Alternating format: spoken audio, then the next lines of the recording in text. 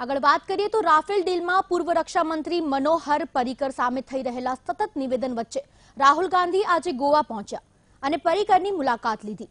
આ દરમિયાન રાહુલ ગાંધીએ મનોહર પર્રિકરની તબિયતના હાલ પણ જાણ્યા। હાલ મનોહર પર્રિકર કેન્સરની ભયંકર બીમારી સામે લડી રહ્યા છે। ઉલ્લેખનીય છે કે સંસદના શિયાળુ સત્રમાં રાહુલે રાફેલ પર ઓડિયો ટેપ અને મનોહર પર્રિકરનું નામ લીધા વગર જોરદાર હોબાળો મચાવ્યો હતો।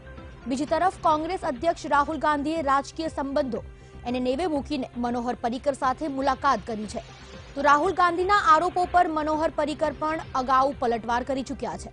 કેટલાક દિવસો પહેલા જ રાહુલ ગાંધીએ ટ્વીટ કરીને પર્રિકર પર આરોપ લગાવ્યા હતા।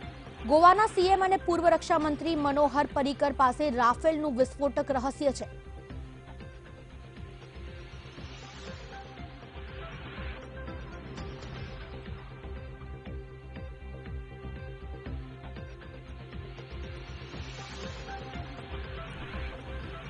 तो कैंसर सामे लड़ी रहा है मनोहर पर्रिकर।